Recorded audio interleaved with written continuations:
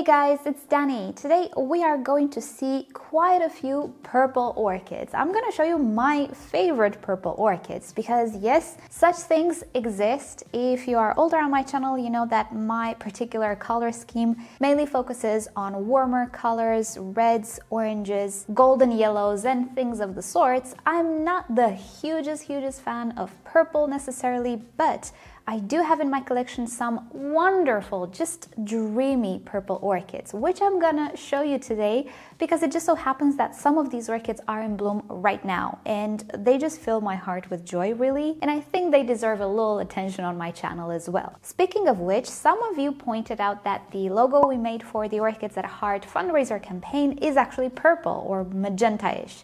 Yep, I actually do like the color. I sometimes just don't really like it on flowers, but I want to make it up to the color purple, which is glorious, by showing you my absolute favorite purple orchids. But before we go ahead with the video, let me just remind you about our fundraiser campaign for the month of December. We put together a brand new line of merch with a super cute design, but the best thing about it is that all profits will be donated to charity. They will go directly to Doctors Without Borders to help them out in their humanitarian missions all around the world. Also, repotme.com will match and donate themselves 10% of the total donations we gather. And of course, we ourselves already donated to Doctors Without Borders. So check the links down below to learn more about our campaign and Doctors Without Borders, and of course, check out the merch store and the products that we put together for you. I'm sure you'll find something you like.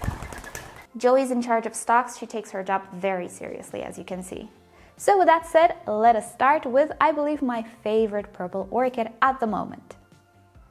Alright, so first off, here we have an orchid that we just saw in the Orchids in Bloom video last week. This is the Aliceara Peggy Ruth Carpenter gem, and the color is absolutely amazing. I'm sure the camera doesn't really do it justice, but in real life, it is a combination of a very deep dark purple with a much brighter lip.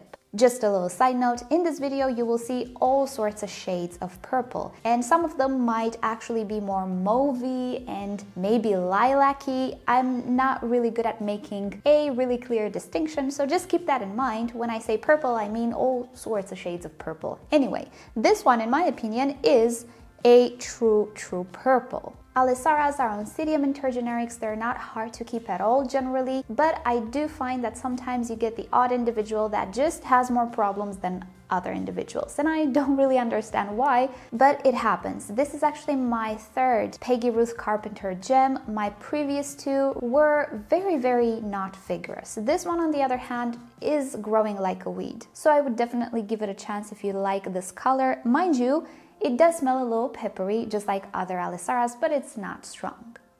Next up, here we have an orchid which I didn't show you much on my channel because, again, same story as with the Aliceara, I did not have vigorous individuals up until now, and I had 2 or 3 in the past 7 years or so. And this one is the most vigorous one that I ever bought. This is one of the rescued Oncidiums from 2019. Now, this verges on the fence of very cool toned purples, which I am not necessarily a fan of, but I absolutely adore this one because it just mixes so well with the pattern, with the little yellow on the lip, with the wider patterns. It's very artistic. And did I actually tell you the name? No, of course I didn't. It's Vilstacara Melisa Brianne.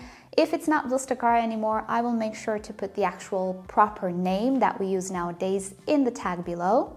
And being that it is an Odontoglossum hybrid, this one is not so tolerant as the Aliceara. It actually prefers cooler temperatures, which kind of tricky in my environment, but this one seems to be okay with my climate. Anyway, again, I do believe it deserves a chance because this pattern and even the color is just dreamy. I absolutely love the Odontoglossum flower shape. It looks a little bit like a star, but a more squared one, if that makes any sense. Mind you though, this one to me has a little fishy scent, and when I say fishy, I mean fishy. I know other people don't detect the scent like I do. It might just be something with me, but I'm not a fan of the scent. Luckily, it's very mild. Next up here we have another absolute favorite. This is the Aliceara Dunn Gothic, and even though it's not a fully solid purple color, it does have a lot of purple in my opinion. This is a sort of burgundy purple, which typically would not be my thing, but this one is absolutely fabulous. I really cannot say no to it, and this particular one is a very old orchid in my collection. Slightly set back at the moment, as I guess you can tell, but it's a very reliable bloomer, and actually this year I have 3 flower spikes in total. They just don't have a lot of buds because the orchid is a little stressed. She's still getting over semi-hydro, but it's okay. The Aliceara Dunn Gothic can actually bloom a little bit different depending on conditions, on stress levels, the season, and just tiny little differences in environments. I've had this particular one with a lot more purple in the past, and also with just a few purple dots and more pink. Every year she actually blooms slightly different than the previous year. Don't imagine very big differences, but to me it's a bonus because I'm kind of always looking forward to her blooms. And P.S. I'm just noticing I think I have a little bit of a lisp, and I'm afraid we're all gonna have to get used to it because I'm doing some stuff with my teeth. So yeah, if I sound a little weird, don't worry. It is all in the plan. So apart from the beautiful color and pattern, I really adore the shape of the flower. This is again a sort of star shape, but it's not squared. I think you can see that the Odontoglossum hybrids have a more meaty flower, if I can call it like that. It's a little fuller. The Alicearas have, in my opinion, more elegant flowers, and the flowers are also bigger. Downside, they all kind of smell peppery, but it's definitely mild, and if you don't really smell the flower every day, it shouldn't bother you all that much. I know some people who actually really adore the fragrance of Alicearas. Next, here's one that is a more magenta type of purple, but I would still call it purple. This is the Gothic Tahitian Dancer. Again, I'm sure it's not called like that anymore. It might just be Oncidium. I will have to investigate. This one is one of the first Oncidiums that I transferred from semi-hydro to my current organic medium, and it has a ton of leca inside the pot still, and a lot of perlite. Don't really know what I was thinking, so I do have a lot of dehydration signs on this orchid, but soon enough I will repot it after these flowers are done. This one has a really interesting shape, more of an Oncidium flower shape rather than the typical Miltonia and Brassia shape that Alicearas have, and it doesn't really look like an Odontoglossum either. Well, it is actually a very easy to grow orchid. It is more like the Oncidiums in the sense that it doesn't necessarily need cooler temperatures, it doesn't necessarily need bright light or anything of the sorts. It just grows pretty much. It's one of my guinea pigs whenever I'm actually trying something new because I know it is a very vigorous hybrid. I do believe this is the second Tahitian Dancer that I have. The first one I lost when I moved countries, but before I moved, she was a very vigorous hybrid as well. So I would go ahead and say that this one is very suited for beginners that are just going into the Oncidium, intergenerics, and all of these very complex hybrids. The aspect that I absolutely adore on the Tahitian Dancer is that beautiful contrast between the yellow center and the lip. I love yellow-purple contrast. I know. It's weird, but it's up there with the reds and the oranges for me. I like any type of purple next to yellow pretty much. So for me, this particular hybrid is a must-have in my collection. It always puts a smile on my face when I see that beautiful contrast. And one thing that I kind of noticed recently, do you see that in time the lip creates a little bit of a gradient on the edge? It's not really a lighter line, but it's a beautiful subtle gradient that shows up more as the flower ages. It's really beautiful. Absolutely love this orchid, and the fact that she's easygoing puts her on top of my favorite purple orchids. Next up, an orchid which is not in bloom, but she will be very soon. Look at that. This is the famous Rhynchostylis gigantea. This particular one is the cartoon variety, which I've always wanted. It's my second one. I lost my first one. But once I show you the footage with the flowers, you'll understand why I like it so much. And yes, it's not a solid color purple, but it has a lot of splotches that make up the vast majority of the flower. I love the contrast with the white though. So again, even if this purple is a little bit more burgundy and cool toned, just look at that beautiful contrast. It makes it look a little bit like a Dalmatian, which I absolutely adore. I've always wanted a Dalmatian. I guess everybody did after 101 Dalmatians. Never had a dog though, but who knows, maybe one day I will. I'm not into Dalmatians anymore. I don't really care about the breed anymore, but back then I was in love and I was like dreaming of having a Dalmatian, and I was dreaming of walking him, and you know, kid dreams. But I think that type of memory stayed with me, and I just absolutely adore this type of spotted pattern. And I know it might be a little weird to say that a flower reminds me of a dog, but it absolutely does. So that's why I absolutely love this particular orchid. I think it's the variety that I love the most out of all of them. Gigantea actually has a lot of varieties, but for me it was always about the cartoon one. Even though I have a lot of Giganteas in my collection now, this one is my favorite one. And going from that very dark burgundy type of coloration, here we have a blue purple vanda. This is the Rhynchostylis celestis blue, which as you can see, it is recovering. It was rootless at some point. I was afraid I was gonna lose it, but I'm not. She's okay now. She's just not gonna bloom this year, but it's okay. She bloomed the previous 2 years, so I do have footage. This is another one of those orchids that I've always wanted to have because the flowers are just out of this world. Now, on the internet, you will find this coloration just slightly different. You might say that it's not actually purple, it's ink blue.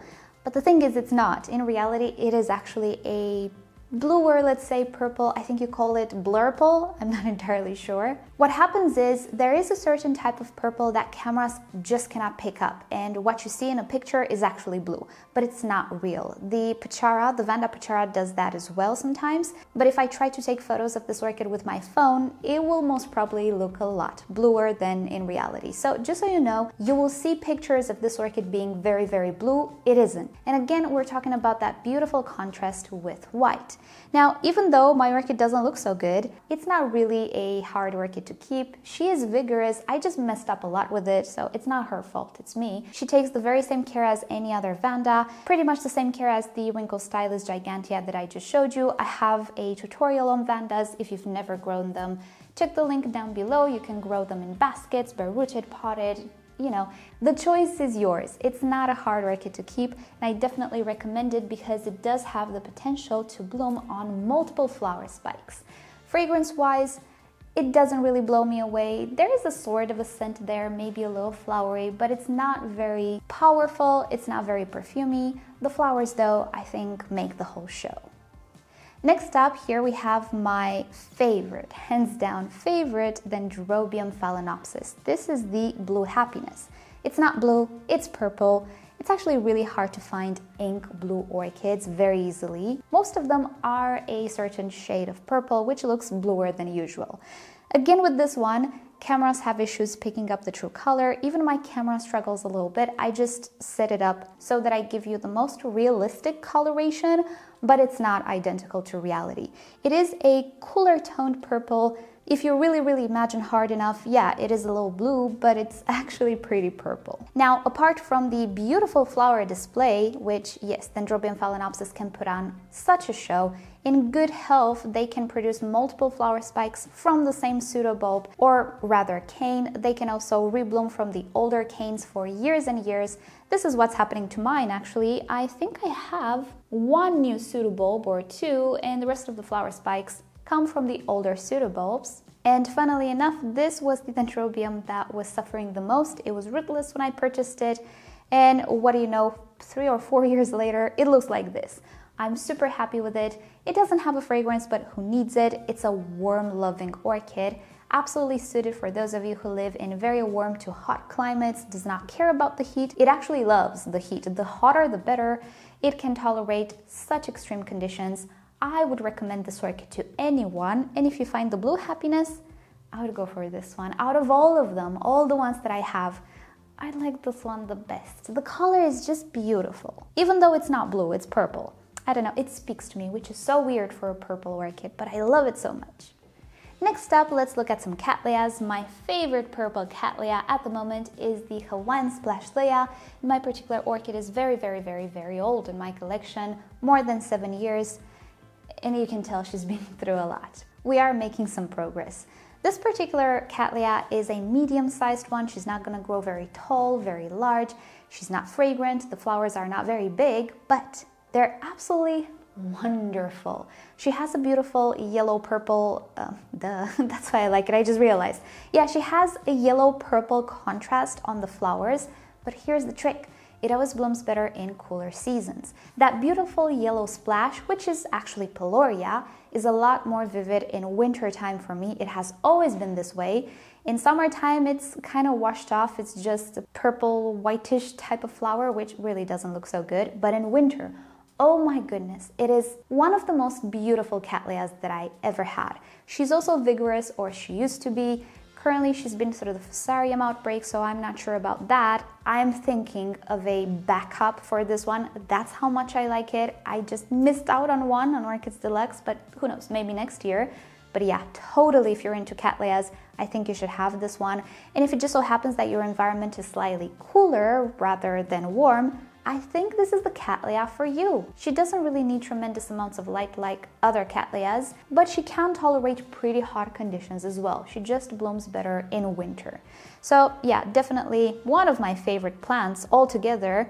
Sadly mine, yeah, she's a little sick, I think, but I am trying to recoup her. I'm not giving up on her because she's a very old orchid. I care about her a lot, but I do want to have a backup plan for this one as well.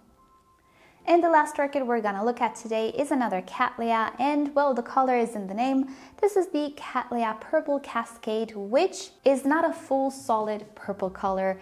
She is a splash type of orchid, but still has quite a lot of purple in the flowers, but on a white background. There we go, that's why I love it. But not only, this is a very, very, very fragrant orchid, highly fragrant. She smells like roses, maybe combined with a little citrus.